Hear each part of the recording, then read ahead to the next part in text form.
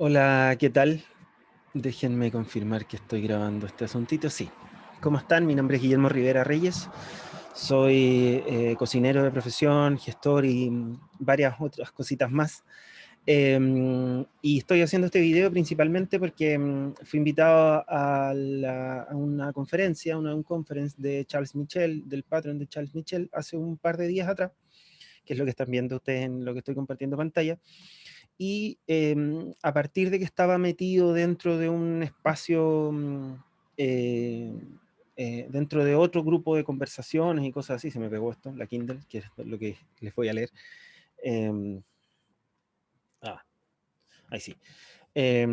A partir de que estaba metido dentro de otro diálogo, en donde además llegué tarde a la conversación, eh, no parte el video con mi ponencia, sino que parte con una conversación, y el otro día me dijeron como, oye, no te pillé, yo les dije como, oye, desde al minuto 8 aparezco.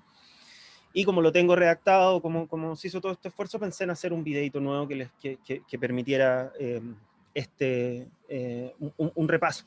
Principalmente porque el concepto de gastronomía regenerativa es algo que está en desarrollo, es algo que al estar de frente a un montón de situaciones que estamos viviendo hoy en día, en el mismo desarrollo de la cocina, la alimentación, la nutrición, los expendios de alimentos y bebidas, el universo de la restauración, la hotelería, el turismo, en fin, toda esa gran familia de la cual provengo y que muchos de ustedes también provienen, muchos y muchas. Quise hacer este videito. Eso es todo. Principalmente para que las preguntas, el detalle, el diálogo más profundo que podamos tener a partir de los conceptos que yo voy a nombrar, o, o, o las imágenes que van a ver, o qué sé yo, el mismo Charles Michel, quién es, o qué es lo que hace, o por qué es lo que hablamos, y también una pequeña profundización de repente cuando nombre algún concepto, quizás me vaya a detener a partir de las preguntas que igual tengo aquí al ladito anotadas para que, no sé, pues para que vayamos depurando este cuento. Entonces, voy a comenzar y voy a hacer una pequeña mención a lo que redacté, y principalmente el agradecimiento de Lenny Michel, que me invitó a esto. Ella es una exponente de la gastronomía regenerativa, si no me equivoco, hoy en día está en Londres, pero ha recorrido el mundo haciendo esto, y de ahí viene la invitación, entendiendo que tal vez ella misma, o sea, de hecho lo hizo, en algún minuto me refiere a mí, me invitan a esta charla como un exponente de la gastronomía regenerativa, entiéndase todos los años que llevo divulgándola, y las relaciones que puedo tener con España, con mismo Estados Unidos, con Nueva York, o sea, con México, o lo que hemos hecho con Uruguay, en Argentina, qué sé yo, todo eso que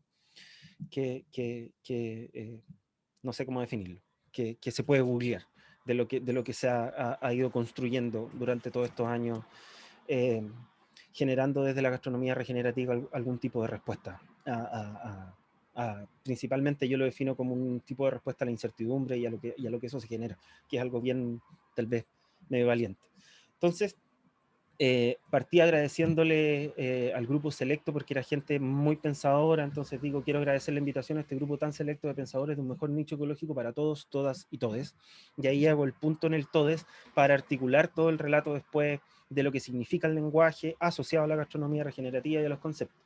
Luego paso a felicitar el trabajo que hace Juan y el trabajo que hace, si no me equivoco, su nombre era Yesenia, eh, que hizo un trabajo de recuperación precioso. Eso está en la primera tanda de la grabación original de la charla del 23 de enero. Y lo que hizo Juan, que Juan es una persona que también pronto, si subo este video pronto, él va a hacer una ponencia, van a hablar específicamente de productos, él se centra como en la recuperación de productos. Entonces, ahora sí me lanzo con todo.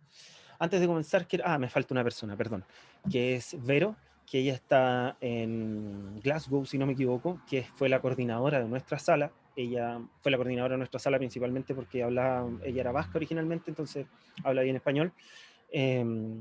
Y bueno, Charles Michel también, por supuesto, si no me equivoco, él es colombiano y también habla muy bien español, por supuesto. Y creo que fue la primera vez que se hizo un ejercicio con ambos lenguajes. ¿Ya? Entonces, lo que les... ¡Ay, qué pasó! Lo que lo que voy a pasar a hacer ahora, y de nuevo me quedo súper largo la intro, es detallar, o sea, leer y, como les decía antes, ir haciendo hincapié. Entonces, antes de comenzar, quiero agradecer la invitación a este grupo tan selecto de pensadores de un mejor nicho ecológico para todas, todos y todes. Y también felicitar la relación profunda que propone Yesenia sobre la regeneración alimenticia desde la elaboración milenaria. Como les decía ella, México ahí se puso a redescubrir o a reencontrar un montón de recetas, y sobre todo el impulso de la restauración en el impacto paradigmático que propone lo regenerativo en la exposición de Juan. Él habla de lo regenerativo como motor de transformación también. Ustedes se preguntarán por la palabra todos que dije al comienzo y que viene de esa profunda discusión sobre la semántica sincrónica y diacrónica que permitió la cuarta ola feminista, estoy hablando del año 2008, y que es, en parte, lo que vengo a proponer hoy, buscando definir de manera colectiva el concepto de gastronomía regenerativa. Les invito a que prendan el acelerador auditivo porque recorreremos conceptos y definiciones de manera acelerada, con el fin de interconectarlos de manera precisa, más que en su profundidad singular, que por supuesto podremos debatir a posteriori. Acá en parte está ese posteriori, sino más bien en lo antes mencionado, la interconexión de ideas, con conceptos que se funden y no se yuxtaponen. Eso habla, yuxtaponer habla de... mi intención no es evitarle el Google si es que eso llama la atención, pero yuxtapuesto es superpuesto o valga la redundancia, dos... si yo tengo, voy a hacerlo más evidente todavía. Mira. Si yo tengo estos dos parlantitos, si yo los fundiera en uno, sería eso, fundición. Pero si yo los junto, esto es juxtaponer. Así de sencillo, que me acordé que me lo habían preguntado puesto en este diálogo. Una construcción de perceptos medianamente normativos. ¿Y qué es lo que es el percepto? El percepto es algo que hay un filósofo francés que se llama Gilles Deleuze, y Gilles Deleuze lo que habla es que en esta búsqueda de entender nuestro comportamiento como sociedad, hay algo que es, eh, me gusta hablar que esto es una especie de campo mágico, entiéndase el campo mágico más como lo utiliza la física que como lo utiliza como el mago. eh, y el percepto es la mezcla de percepción y concepto, eso es un percepto. Entonces el concepto de gastronomía regenerativa está sumergido bajo el percepto de gastronomía regenerativa, que vendría a ser lo que nosotros podamos llegar a entender de él. Entonces, sigo. Voy con esta otra fichita, me había hecho el torpedito ahí de mover las fichas, y comienzo. Lo primero que podemos decir es que la posibilidad de dialogar sobre el concepto construido de las palabras gastronomía y regenerativa en conjunción es una forma de respuesta a la incertidumbre social de manera holística, pero sin olvidar que ésta debe ser eficaz en su relación con el comportamiento social. Diremos entonces que la gastronomía son las leyes de la guatita, entendidas desde el entendimiento de gastro y de nomía o norma. Ahí lo que hice fue principalmente un juego, un chilenismo. Gastronomía son las normas del estómago, o sea, las normas de la alimentación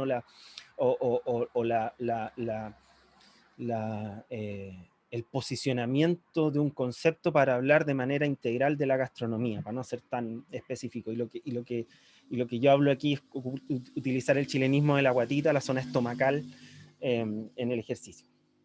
Y después paso a hablar de lo regenerativo y defino lo regenerativo con un grupo de adjetivos como, por ejemplo, la capacidad de recuperar, de rehacer, de reverbalizar, de remover, de renovar, de rehabilitar, de recoger, de reconstruir, de reformar, de renormalizar, de reconstituir o de reexistir inclusive. Ahí, por ejemplo, también me hicieron una pregunta que estaba diciendo cuando yo decía reexistir. Y reexistir es, por ejemplo, en la comida, literalmente es reexistir un producto cuando yo lo sumergí, lo desaparecí, pero recuperé la semilla y la traje. Lo hice reexistir bajo un paradigma más que un paradigma, un estado del tiempo distinto, un estadio actual distinto. Esto es la posibilidad de tener un verbo propositivo de conocimiento general y que se disponga al cotidiano hacer. O sea, es tanto una palabra como algo que tú vas a poder sentir y tocar y ver cuando tú vas a un restaurante que tiene un comportamiento regenerativo. Tú logras ver ese relato en las paredes, logras ver ese relato o logras escuchar si es que la música tiene algún sentido. En fin, o por ejemplo, un restaurante que no precarice a sus trabajadores en el sentido mismo de la institucionalización de ese trabajador, es en gran medida un restaurante que está dando los primeros pasos hacia lo regenerativo, entendiendo que nuestro rubro es un rubro que vivió, estoy hablando de Chile en este caso, vivió en la ilegalidad durante un tiempo importante con contratos en negro, y hoy en día ya hace 20 años ya está mucho más formado, pero en Argentina tú todavía tienes una sociedad que está estructurada en negro. Entonces, en negro, por si no se entiende en Chile o no se entiende en otra parte, es te pago 100 por contrato y te pago otros 100 fuera del contrato. En Chile en parte se da con las boletas y ese tipo de cosas.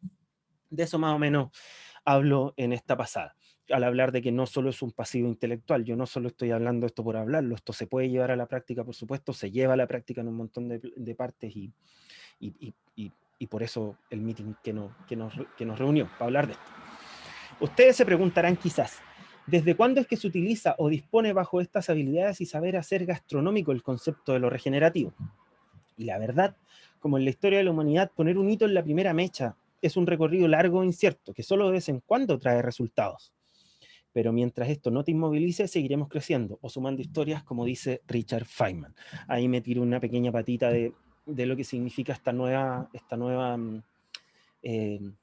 eh, o sea, no es nueva en realidad, pero este posicionamiento que hizo Weller, o sea, que hace Feynman y que Weller después le da el nombre, que Weller era como el creativo de los nombres, y que habla de que en esta incertidumbre en la cual habitamos, perdón, estoy hablando de habitar, estoy hablando de algo, de una forma, y Richard Feynman es un físico que habla sobre la mecánica cuántica, entonces estamos hablando de las partículas, no estamos hablando de cuerpos. O sea, es que aquí es donde meto las patas por estar metido en un mundo en el cual yo profundizo a partir de entenderlo conceptualmente, pero no en el entramado que ahí ocurre. Pero la suma de historias cuando habla es nuestro comportamiento de vida. Uno tiene un montón de decisiones probables, pero toma una y avanza. Eso es una posibilidad, y aquí lo que trato de hacer es como poner el paralelismo en donde uno se cuestiona, ¿puedo profundizar o no puedo profundizar en este grupo de conceptos? Y de ahí viene un poquito lo que propongo con este ejemplo. Entonces ahí me puse a hablar de alguien que yo honestamente me parece no sé, una figura totalmente relevante y necesaria de nombrar en esta pasada. Entonces digo, a partir de esto y de seguir creciendo y profundizando en el comportamiento individual y colectivo a través de la mesa y el alimento dispuesto, aparece un gigante. Escarbando en los anales de la historia acontece Alexis Soyer Benoit, cocinero del 1800, exactamente de 1810, año icónico para este país, para Chile. Desde 1810 hasta 1858, y que en su larga y data experiencia de vida para la época, vio en el concepto regenerar una posibilidad amplia de explicar las multiformas que se necesitan para impactar en tu medio de manera positiva, de una manera regenerativa. En el regenerador gastronómico, aquí yo lo voy a decir en inglés originalmente, mi señora me pidió la corrección. En el regenerador gastronómico de 1846 propone una fórmula eficiente de repensar el hacer en la cocina y lo envuelve bajo el concepto que hoy nos convoca. La reunión era sobre gastronomía regenerativa literalmente. Construye herramientas o readapta nuevos casos. Hay que recordar que en esta parte nos encontramos en la primera mitad del siglo XVIII. Por ejemplo, en aquel entonces Chile tenía solo 30 o 40 años de independencia. no nos encontrábamos en un estadio que posibilitase la profundización cultural a conciencia y que significa rehacer tu manera de observar y hacer la cocina o el alimento. Voy a hacer un punto aquí, la cocina, el alimento, por algo son, no son sinónimos directamente, ¿ya? Y uno no hace este hincapié, por eso estoy reapoyándome en el texto, en relación a que por algo uno hace el hincapié de hacer esa diferencia para que se entienda la profundidad. El alimento es una cosa, el producto es otra cosa, la cocina es otra cosa, la gastronomía es otra cosa, ¿cachai? Y cuando uno hace el punto o lo profundiza, permite, valga la redundancia, permite eso, el, que el concepto sea con fondo y sea con forma. Entonces, luego digo, es aquí donde propone, perdón, me salté una ficha, esta. Y no solo es una visión singular del comportamiento profesional de cocineros y cocineras que venía recién saliendo de la época feudal y que José Ramón Andrés Puerta ha intentado tomar la posta. Googleen a José Ramón Andrés Puerta, es un cocinero muy, muy bacán. Lo que hace tan especial a Alexis Soyer es que también propone la opción de mirar de manera íntegra el comportamiento dentro de la principal cocina de la vida, la del hogar. Aquí vienen varios puntos, o sea, voy a hacer dos rapidito. El primero es la diferenciación en este comportamiento ultrón de repente que aparece, que es una cocina profesional, y la cocina del hogar se separa de eso, se separa de la posibilidad de ser profesional o no profesional, o todo lo que ahí envuelve.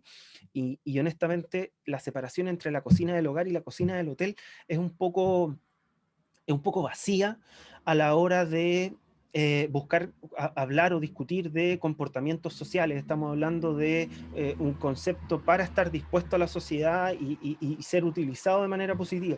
Lo que ocurre en este punto, o la diferenciación primaria o más germinal que se puede entender acá, es la diferenciación entre la comida por lujo y la comida por necesidad.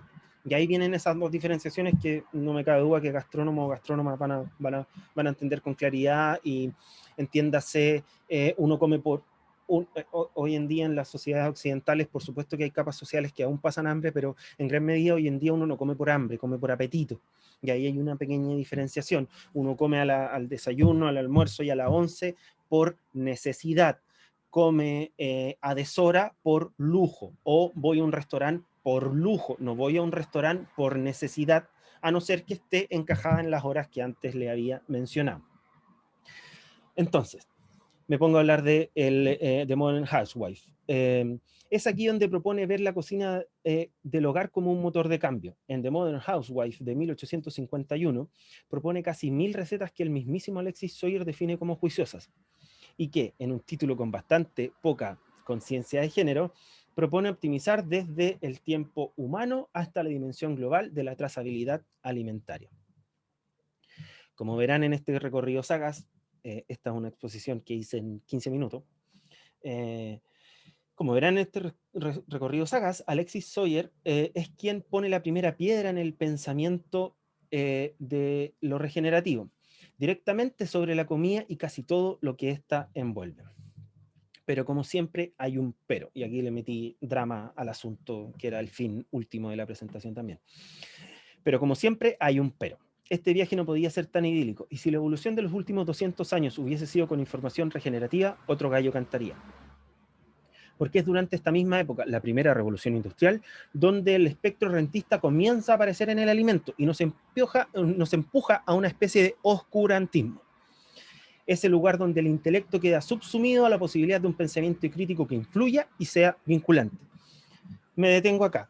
¿Qué significa hablar de pensamiento crítico? ¿Qué significa hablar de que esté subsumido? Significa que no es que desaparezca, pero queda escondido.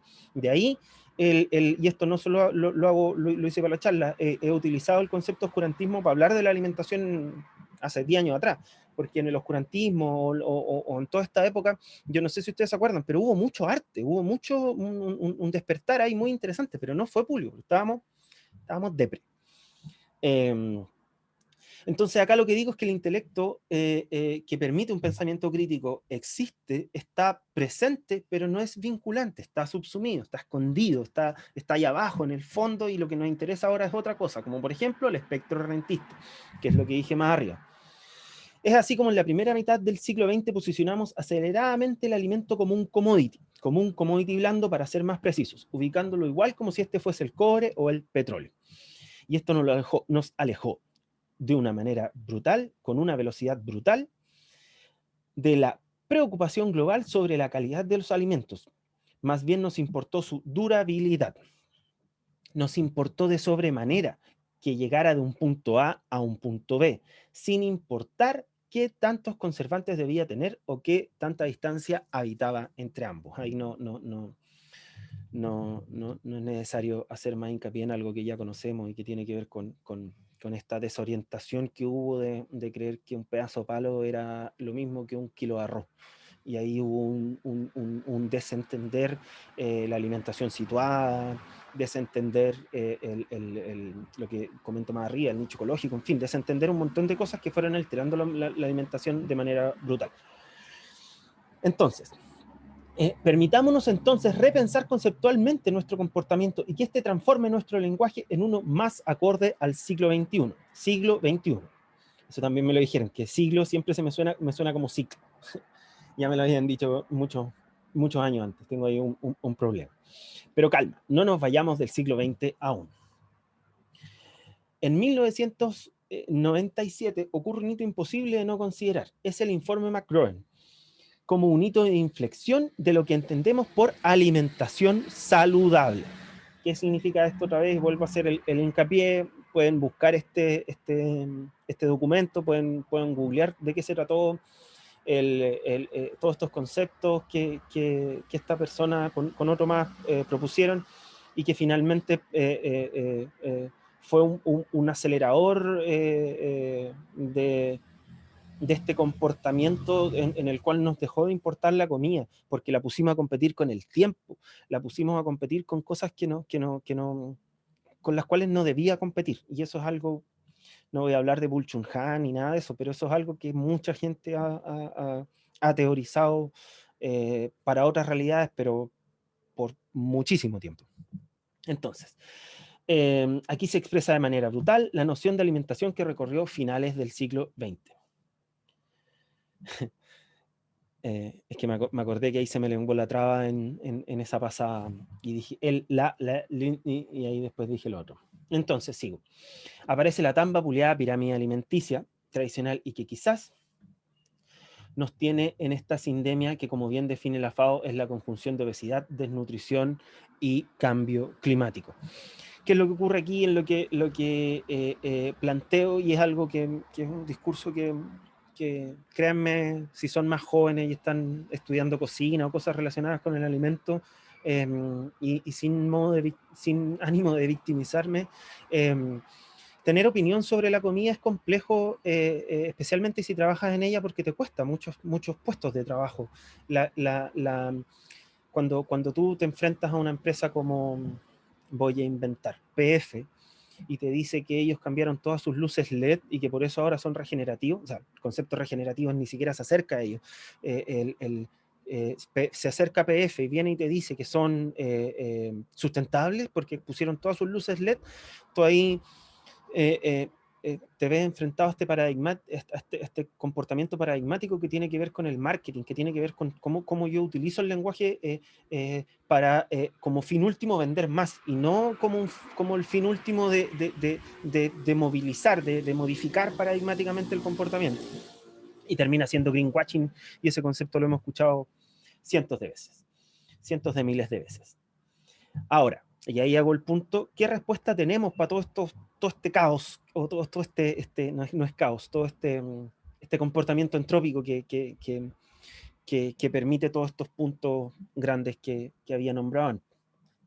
Imaginemos un arco, desde el derecho a la alimentación adecuada, de A, que estamos hasta la alimentación situada, soportada en la globalización. ¿Qué es lo que es la globalización? Muy resumidamente, actúa local, piensa global. y gran fundamento del comportamiento en tu nicho de la economía circular. La economía circular parte desde el principio de lo local. Esto, el DAA, y aquí voy a hacer un resumen muy cortito, ojalá puedan googlear a la red Hambre Cero y apoyarnos ahí. Y esto, el derecho al alimento, el DAA, que estamos empujando con la red Hambre Cero, iniciativa de variadas agrupaciones como Cuchara de Palo, Olla Digna o Fundación Abriendo Datos. También está Cabildo Alimentario, que es la agrupación a la que yo pertenezco, y que busca colocar este derecho a la alimentación en la Constitución que estamos elaborando en Chile y que permitirá responder a este 2020 que ya se fue. Luego agrego un par de datos. Que como muestra la pandemia del COVID-19, hemos aumentado nuestra inseguridad alimentaria. Otro concepto más. Imagino que Chile no será muy distinto de Latinoamérica y el mundo. Y de hecho, en los porcentajes de inseguridad alimentaria hay un comportamiento medianamente similar. Ni siquiera, o sea, no, quizás Jacinta Harden, no tengo ese dato, pero quizás ella hizo que esto no se curvara tanto hacia arriba, pero créanme que en la gran mayoría de los datos que yo analicé para poner el gráfico de Chile había ocurrido. A Jacinta Harden no busqué ese dato. Entonces, es por esto que en la red Hambre Cero le damos un porqué al DAA o derecho a la alimentación adecuada.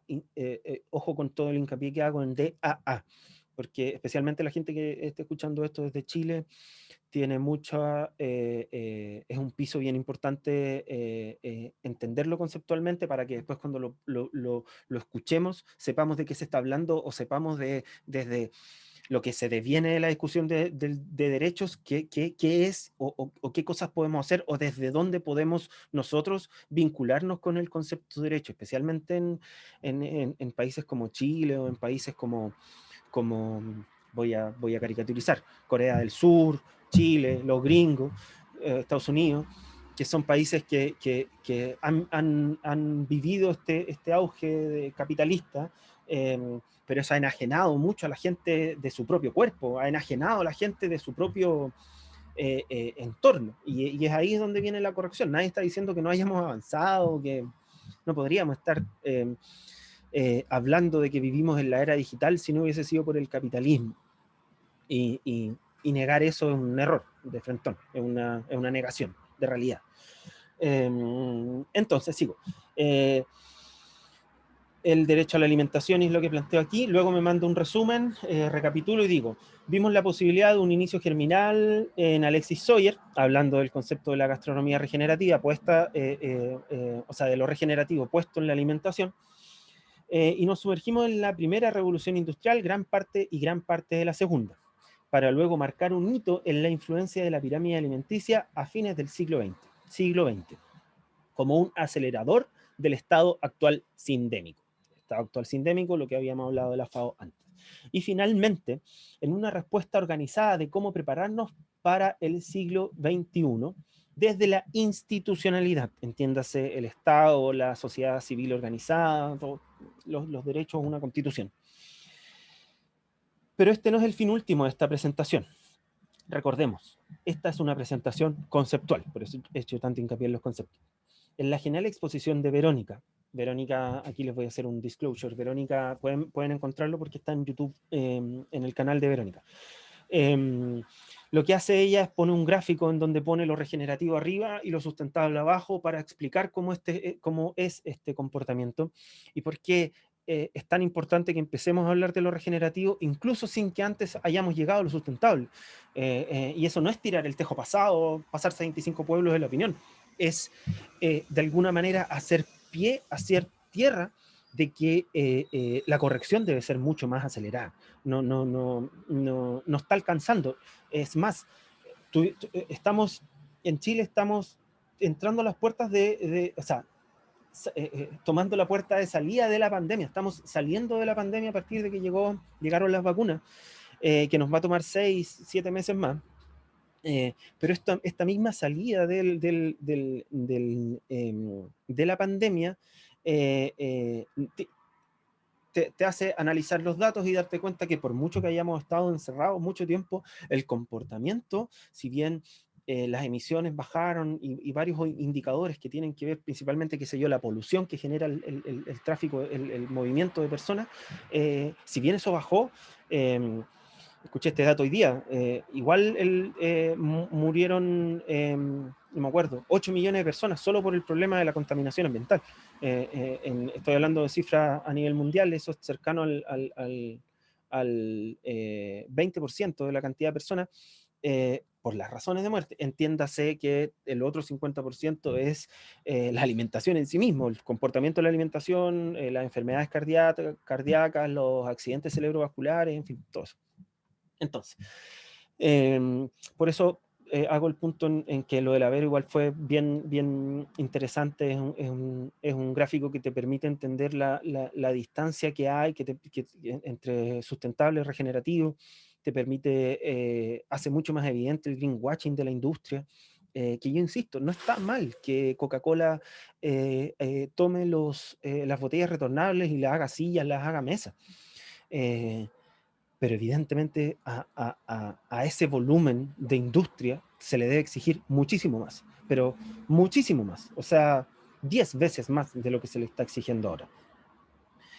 Entonces, en la genial exposición de Verónica vimos o dimensionamos de manera colectiva cómo podíamos entender que sustentable es un desde, es ese piso mínimo, pero que debíamos construir un percepto sobre lo regenerativo y que esto podía transformarse en un factor de cambio social. Voy a hacer un punto aquí importante porque dije percepto puesto en función y es lo que ya habíamos hablado antes. Los perceptos en sí mismos acontecen. Los perceptos no es algo que yo pueda decir, ah, ese es un percepto. No, se deviene, que se aparece. Pero uno lo puede canalizar un poco a partir de cuidar el mismo lenguaje, cuidar el comportamiento y todo ese tipo de cosas. No es que uno vaya y lo imponga, por eso hablo acá de construir un percepto. Entonces, la pregunta ahora es, ¿cómo y con qué?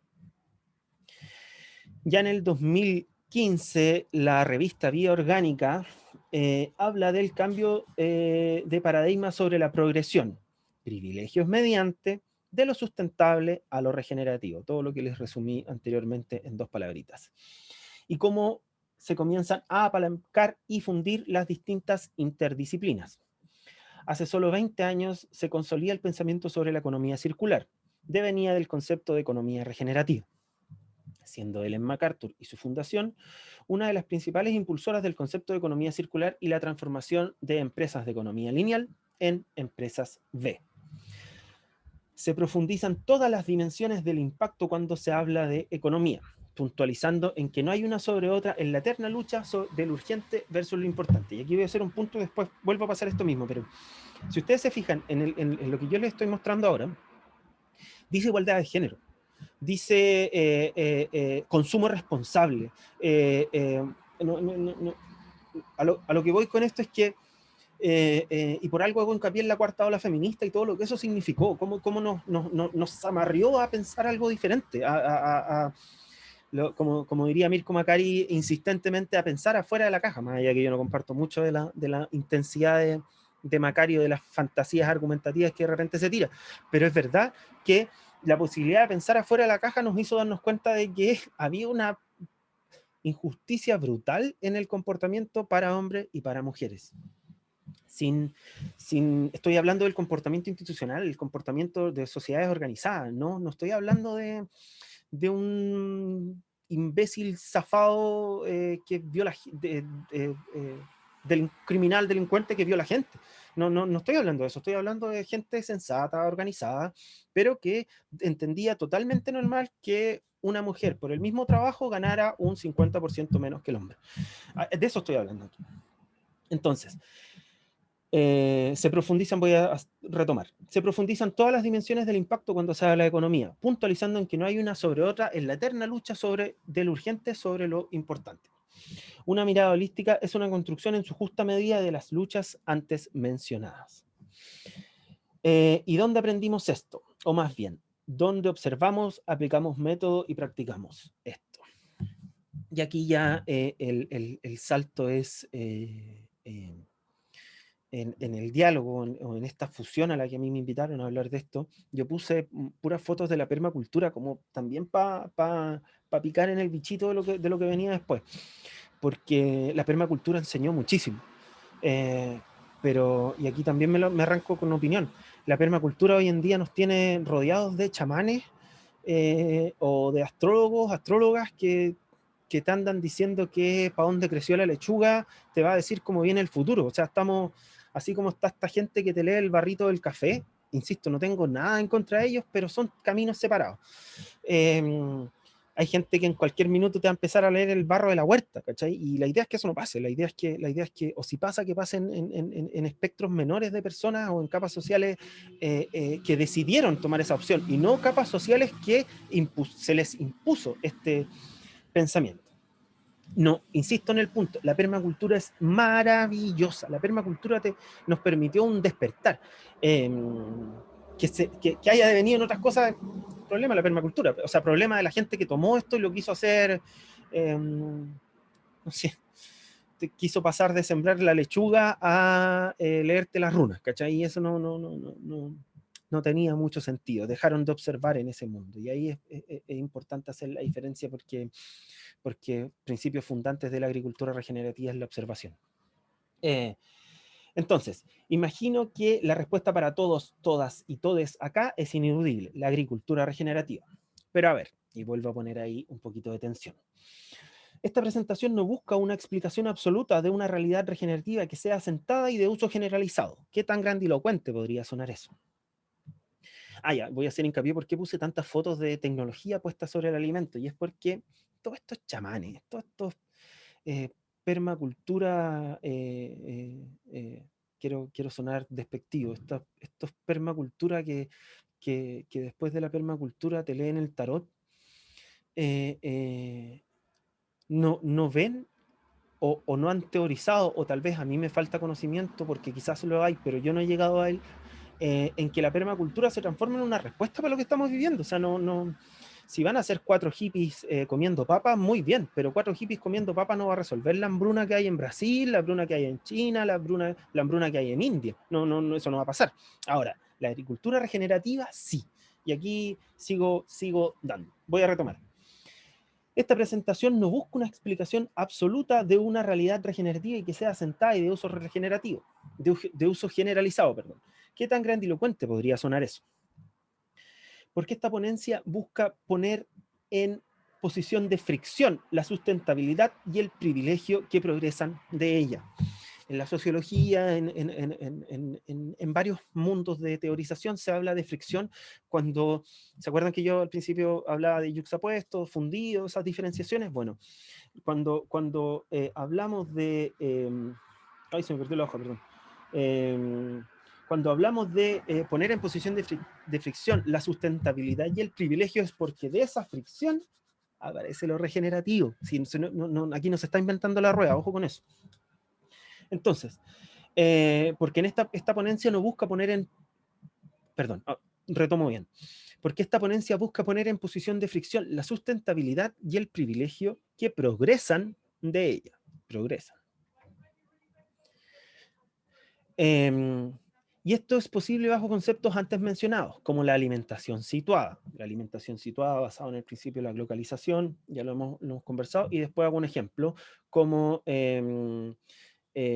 menciono la era digital como gran concepto y la subdivido después en la Internet de las cosas, el 5G y todo lo que ahí nos vaya a ir apareciendo.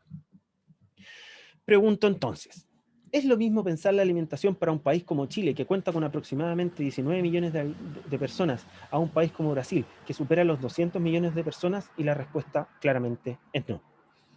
Es la referencia a todo lo que estaba hablando anteriormente.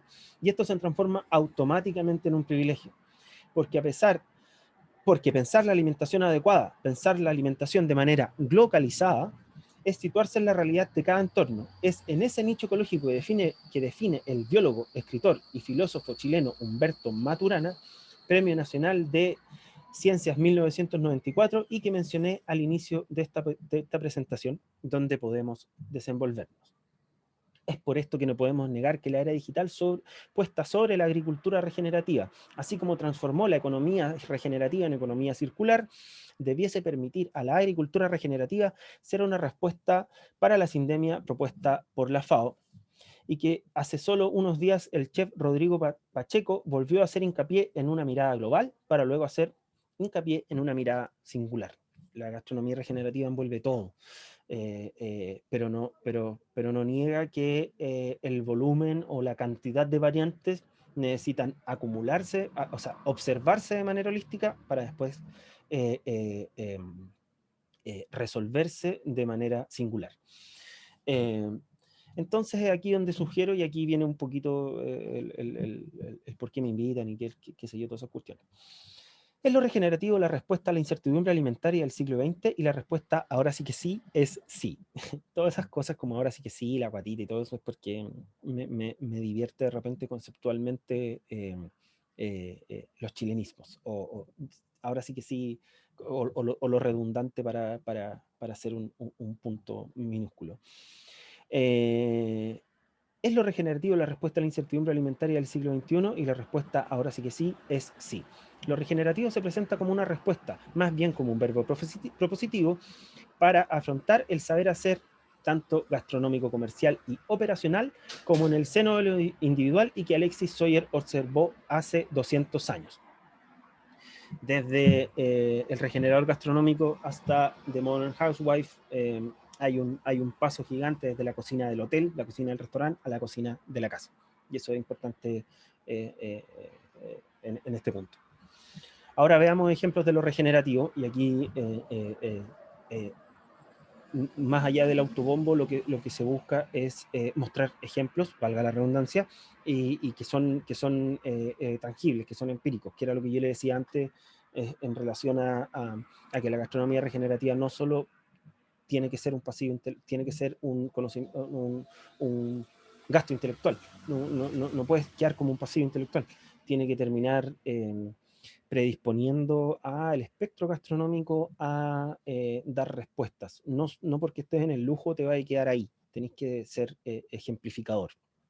Entonces ahora veamos ejemplos de lo regenerativo, y pide perdón por el autobombo, y de hecho me lo anoté para recordarlo. La primera activación que me gustaría mencionarles es el trabajo de rewilding o de resilvestrado que realizamos en la Patagonia. Resilvestrado o rewilding habla de recuperar espacios asociados a el daño que pueda generar la inserción de animales o ese tipo de cosas. Ubicando la carne de castor junto a los ñoquis, una trufa de la región del Maule, queso parmesano, una salsa por ebullición de aliolí, y finalmente unos brotes y hojas del huerto austral de la señora Bernardita, principal motor de la agricultura regenerativa, y que ésta responda al consumo de la capital de la región más austral de Chile, Punta Arenas. Ella es súper bacán. Es en el Palacio Sarah Brown donde propusimos este tipo de preparaciones que solo pueden vivir en la industria del lujo. Todo lo que he dicho para arriba es para expresar la diferenciación entre hablar de alimento por necesidad y hablar de alimento por lujo. La conciencia que tú tienes de estar comiéndote una hamburguesa de castor, siendo carnívoro, por supuesto, es no solo la experiencia de la hamburguesa de castor, es que ya sabes de trazabilidad, que ya sabes del daño, que, en fin, de todo lo que eso envuelve. Y eso, una hamburguesa de castor cuesta 15 lucas o 25 dólares, una hamburguesa, ¿cachai? Entonces no es una posibilidad que tú puedas decir como ya, lo voy a predisponer a la alimentación colectiva, o voy a ir a cazar el castor para poner un restaurante de menú diario. De menú diario me refiero de menú almuerzo, por si no se entiende el concepto. Ahí se hace insostenible, simplemente. Por eso hago el hincapié en lo que se entienda por la industria del lujo. Dimensionar este impacto es muy difícil de explicar, que lo hagamos es aún más difícil de entender. A modo de ejemplo, les invito a buscar en Tierra del Fuego en Google Earth y ver con sus propios ojos esta devastación. Háganlo, pueden meterse a Google ahí y van a ver desde arriba el volumen de lagunas artificiales que hay generadas por los castores. Y lo que hace una laguna artificial es lo que están viendo aquí: pudre los árboles, pudre la tierra, porque por ahí si bien Tierra del Fuego está tapado en agua, valga la redundancia, cuando tú lo alteras en estos volúmenes, evidentemente estás matando bosques milenarios, estás En fin, estás cometiendo un error. Evadir esta situación termina siendo un error para generaciones futuras y para nuestro presente también. Pero vuelvo al punto principal de esta exposición para hacer funcional el autobombo y repito la pregunta formulada de otra manera.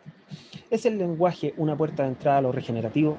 ¿Es el lenguaje regenerativo en sí mismo un hacer regenerativo? El lenguaje es en sí mismo un motor de cambio. Qué evidente, qué situación más eludible, yo es la que digo, estaba autoleyéndome lo que estaba diciendo. Pero, ¿qué ocurre cuando esto impacta en los medios de circulación nacional? ¿Qué ocurre cuando nos atrevemos a decir con claridad excedente por basura o regenerativo por orgánico? Y ahí está el gran punto de por qué invito con insistencia a que el concepto orgánico desaparezca por un largo tiempo, literalmente, y vuelva a aparecer cuando tenga algún sentido y no solo un fin de ponerle un fee más alto a tu producto. Entonces, ¿qué ocurre cuando al círculo virtuoso o a la cadena de valor le incorporamos este concepto a partir de que todas, todos y todes lo utilicemos de manera correcta? Haciendo hincapié en lo mismo anterior. Proteger de manera colectiva estos conceptos es el esfuerzo que creo hoy nos reúne, hoy también. Que creo hoy nos reúne y que ha sido tantas veces vapuleado, como saludable, como orgánico, como sano, como natural. ¿Y cuántos otros han vivido ustedes en sus países? Vuelvo a hacer el punto. ¿Qué es saludable? ¿Qué es sano? ¿Qué es orgánico? ¿Qué es natural? Y lo vemos pegado en todas las marcas, lo vemos en un montón de lugares, y hoy en día eso no nos está diciendo absolutamente nada. Porque si quisiéramos hablar de, por ejemplo, saludable, tendríamos que trazar una línea entre lo que es saludable para mi cuerpo y lo que es saludable para mi entorno. Y ahí se genera una dicotomía que ni siquiera se está discutiendo. Entonces, ir despejando estos conceptos, y esto a mí me ha tocado vivirlo con Elige Vivir Sano, por ejemplo, que dentro de su oferta, o sea, dentro de su oferta, Elige Vivir Sano es una hoy en día es una fundación, si no me equivoco, pero fue un espectro del Estado chileno en el primer gobierno de Piñera, en donde decidieron, se cuenta que se robaron la idea y todo, pero en fin, habla de Elige Vivir Sano como un principio motor de cambio a partir de responsabilizar única y exclusivamente al individuo. Y ahí estaba el gran error, y a mí me tocó verlo, trabajar con ellos y vincularme con ellos en Magallanes, y a partir de esto que te estoy comentando, esto que estoy exponiendo, entenderán las diferencias que tuvimos dentro. Proteger de manera colectiva, no, eso ya lo leí, perdón. Y es que, como espero dejarle en esta ponencia, y aquí es donde viene lo importante de que haya querido hacer este video otra vez, porque no podemos evadir, por ningún motivo podemos evadir, que la gastronomía regenerativa como contraposición, me saltó una ficha, perdón, ahora sí les voy a decir, esta es la 30 sí, estoy en lo correcto. Proteger de manera colectiva estos conceptos es el esfuerzo que creo hoy nos reúne y que tantas veces ha sido vapuleado, como saludable, como natural, orgánico, sano, y cuántos otros han vivido ustedes en sus países. Y es que, como espero dejarles en esta ponencia, no podemos evadir que la gastronomía regenerativa se pone como contraposición a la precarización laboral que hoy vivimos y que se ve acentuada en las empresas de última milla. Mi intención en esta ponencia y también en la vida es no chocar con la historia, es acompañarla para un buen vivir, y qué mejor que hacerlo desde las leyes de la guatita. Y ahí dije muchas gracias. Ahí termina. Esta es mi última ficha, y lo que quiero hacer hincapié ahora es que todo esto que yo les estaba hablando y todo esto que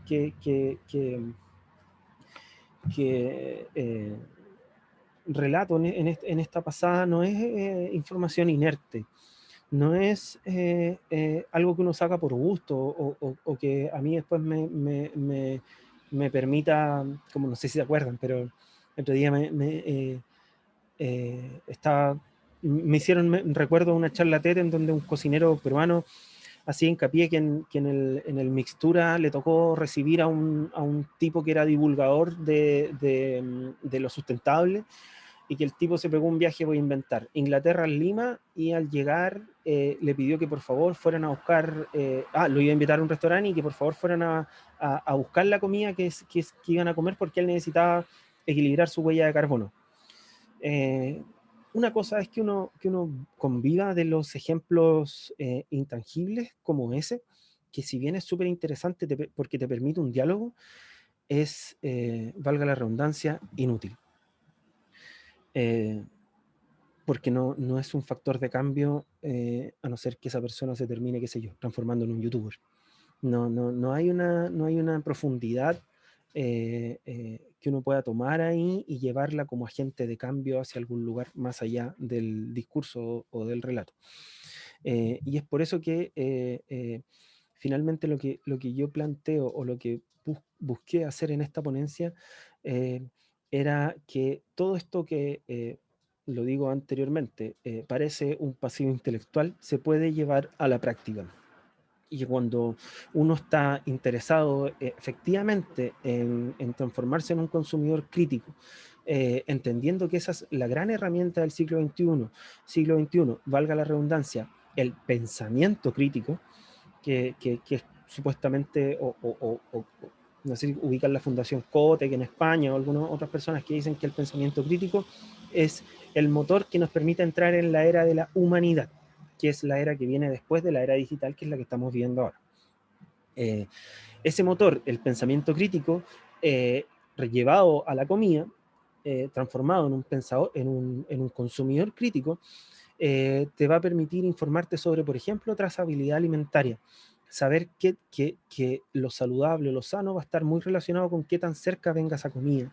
O, por ejemplo, va a estar relacionado con cuál fue, y ahora sí utilizo el concepto, la huella de carbono que ese alimento me permitió posicionar. Y eso es solo centrado en la comida eh, eh, y voy a utilizar aquí el concepto, y el autocuidado que esta misma eh, eh, eh, te, te, te debe disponer o te debe proponer. La alimentación te propone tu tipo de alimentación te propone un tipo de autocuidado, o el autocuidado quizás.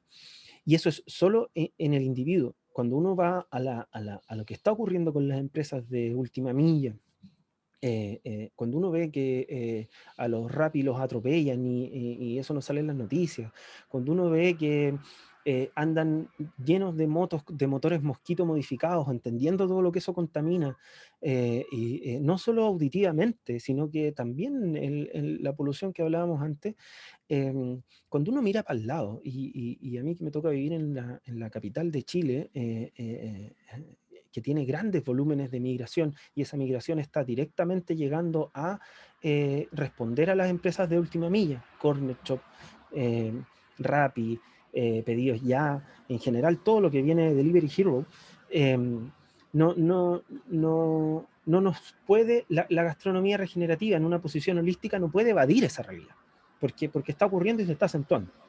Entonces, entendiendo que no hay que evadirlo, hay que generar una respuesta. Esa respuesta no es ir a chocar con las empresas de última milla.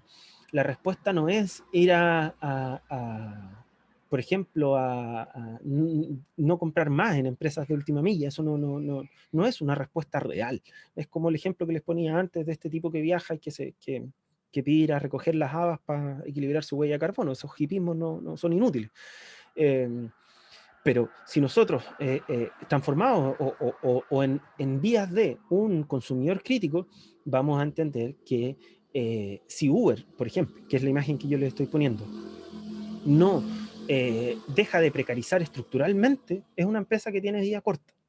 Y eso solo va a ser posible cuando nos pongamos a hablar de esto. Y es algo que no estamos haciendo. Entonces, por eso quise hacer este video de nuevo, por eso quise hacer tanto hincapié en este último lugar. Yo lo he teorizado harto, esto no es estar en contra, estar chocando, estar no sé qué, como yo lo único que estoy tratando de hacer hace muchísimos años ya, es que evitemos evadir la realidad adyacente, esa que no, o el punto que hago con hablar de Humberto Maturana. El nicho ecológico imagínenselo como una nube flexible que te envuelve que es como imaginemos, ¿ah? Es como una especie de aura muy grande en donde tú vas alterando tu entorno a medida que te vas comportando. Y eso es con tu acción física o con tu acción sonora, entiendas el lenguaje. Eh, entonces, simplemente con no evadirlo, simplemente con entender que una persona que no tiene baño, una persona en su lugar de trabajo, una persona a la cual no se le están resolviendo sus necesidades más primarias, como su seguro de salud, como sus seguros básicos, es que nosotros, y aquí voy a ser drástico, por eso hablo tanto de 200 años, hablo tanto de la primera revolución industrial y de ahí en adelante, cuando tomamos la decisión de quemar hidrocarburos. Ese fue el gran motor que hoy en día nos tiene en la era digital, el que quemáramos hidrocarburos. Y no hay que negarlo. No solo el desarrollo intelectual que hubo también en el tiempo, sino que nos permitiéramos los desplazamientos que hoy en día tenemos y todo eso. Eh, Muchas gracias, pero hasta aquí no más llega eso.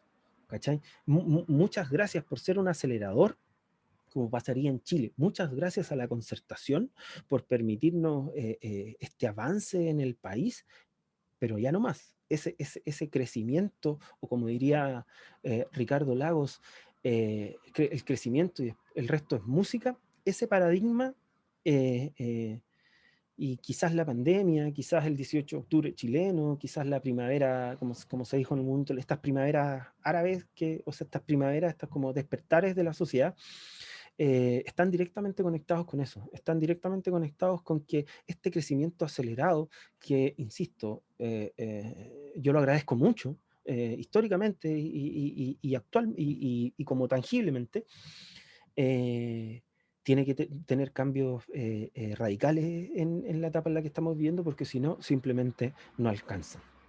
Y, y no quiero, quiero terminar este video, pero no quiero dejar de mencionar que esos avances o toda esa realidad también tiene que tener una percepción colectiva de lo correcto. Y ahí aparecen, no sé, cuando Elon Musk nos habla de que hay que ir a colonizar Marte, hay una corriente, una vertiente de ese pensamiento que nos habla de que hay que ir a colonizar Marte porque la Tierra ya cagó. Y eso no es cierto. ¿Cachai? Eso es una falacia argumental.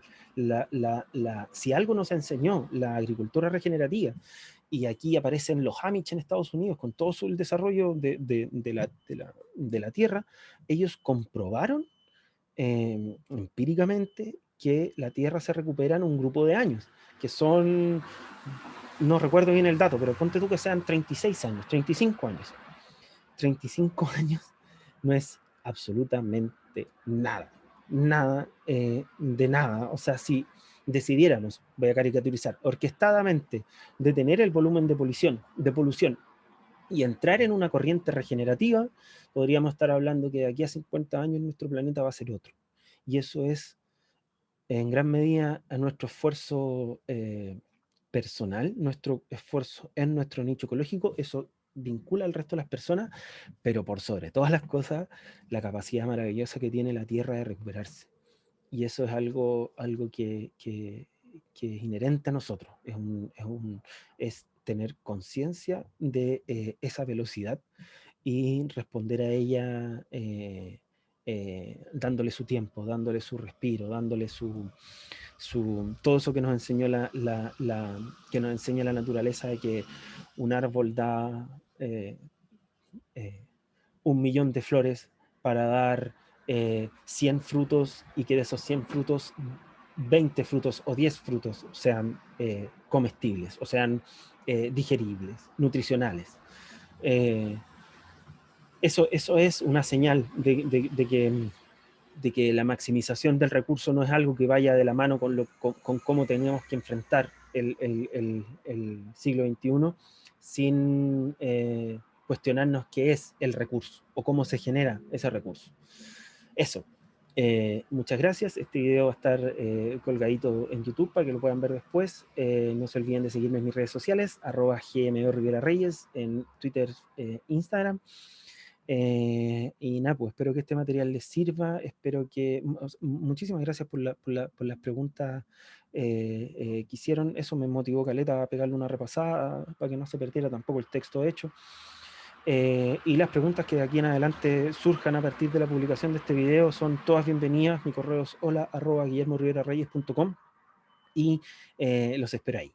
Muchas gracias. Chao, chao. Chao, chaito, chao.